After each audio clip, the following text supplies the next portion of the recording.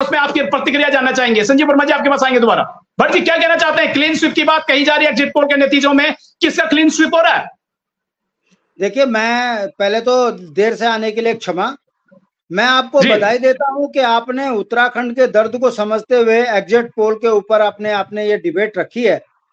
जहां तक क्षेत्रीय दल के नेता होने के नाते अगर आप मेरा व्यूज लेंगे तो मेरा ये कहना है कि यदि ये एग्जिट पोल सही है और उत्तराखंड में 5 सीट भारतीय जनता पार्टी जीत रही है तो ये माना जा सकता है कि उत्तराखंड के नौजवान बच्चों के ऊपर जो लाठीचार्ज हुआ है, नौजवान बच्चों के रोजगार को बेचा गया है, उत्तराखंड के मूल निवासियों के बच्चे बिना शादी के 40-40 साल के हो गए हैं, उनका ब्याह नहीं हो रहा है, ये सब सही है। और उत्तराखंड का जनमानस 5 किलो चावल पर जीने के लिए मजबूर हो गया है, इसको सही माना जा सकता है। जिन बुनियादी चीजों के लिए ये राज्य मांगा गया था कि गांव के अंतिम व्यक्ति को सड़क, स्वास्थ्य, शिक्षा, बिजली, पानी, रोजगार, स्वरोजगार से सत्ताएं जोड़ेंगी, उसी के लिए 42 से ज्यादा शहादतें देकर ये राज्य बना। मगर जिन शहीदों ने इस राज्य के लिए बलिदान दिया उनके सपनों का उत्तराखंड तो आज तक बना नहीं है। और जो ये जो पोल बता रहे हैं कि उत्तराखंड से 5 सीट भारतीय जनता पार्टी की झोली में जा रही है, तो ये बताने के लिए काफी है कि उत्तराखंड में उत्तराखंडियों के मंदिरों पर शराब परोसी जाए, कोई जनता को फर्क नहीं पड़ता। नौजवान बच्चों को पीटा जाए, जेलों में ठूसा जाए, उन्हें बेरोजगार रखा जाए, कोई फर्क नहीं पड़ता। पहाड़ से पलायन हो, उत्तराखंड की उपेक्षा हो, राज्य में जनसंख्या विस्फोट हो, उत्तराखंडियत खत्म हो जाए, कोई फर्क नहीं पड़ता। और यदि पार्टियों की इसी तरीके से जीत हो रही है तो मुझे लगता है ये चिंतनीय विषय है।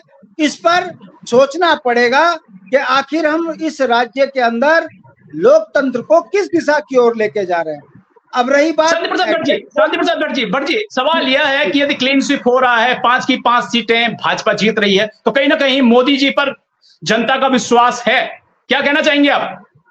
देखिए, सवाल ये नहीं है मोदी जी पर जनता का विश्वास है, सवाल ये है कि जो मोदी जी ये कहते थे कि मुझे माँ गंगा ने बुलाया है, मैं गंगा सफाई करूंगा, मैं भोले का भगत हूं, तो जब केदारनाथ में पंडित पुरोहित धरना प्रदर्शन कर रहे हैं, यात्रा प्रभावित हो रही है, मूल निवासियों के व्यवसाय ठप हो गए हैं, जो यहाँ यात्री आ रहे हैं वो जो है यात्रा नहीं कर पा रहे हैं, उनके रजिस्ट्रेशन नहीं हो पा रहे हैं, जो अव्यवस्थाओं का सा माहौल इस राज्य में बना है, तो इसके दोषी भारतीय जनता पार्टी और मोदी जी हैं। तो बताना पड़ेगा, यदि मोदी जी के नाम पर 5 सांसद जीत रहे हैं तो फिर अव्यवस्थाएं क्यों हैं? तो क्या देवभूमि के अंदर जो ऊर्जा प्रदेश के अंदर बिजली नहीं है, हम दुनिया को पानी दे रहे हैं, पानी के लिए गांव के प्यासे हैं, हर घर नल हर घर जल के अंदर योजनाओं में भ्रष्टाचार है, नल के लग गए पानी नहीं है, तो क्या माना जाए कि अगर उत्तराखंड के जनमानस को जितना भी प्रताड़ित कर लीजिए, उसके बावजूद भी यदि मोदी जी के नाम पर वोट पड़ रहा है तो ये माना जा सकता है कि भारतीय जनता पार्टी अपने संसाधनों के दम पर पार्टियां जीत रही हैं, उत्तराखंडियत हार रही है, उत्तराखंड के मुद्दे हार रहे हैं। फिर जहां तक मेरा ये कहना है कि यदि इन चुनावों में देखा जाए तो अंकिता हत्याकांड के लिए आशुतोष नेगी सबसे उपयुक्त कैंडिडेट, जिसने उत्तराखंड की नौजवान बच्चियों के लिए उत्तराखंड में आंदोलन किया, जेल गया और अपनी बहन अपनी बेटी के लिए उत्तराखंड में न्याय दिलाने के लिए लड़ाई लड़ा। और अगर इसको देखा जाए तो आशुतोष नेगी पौड़ी से जीतना चाहिए।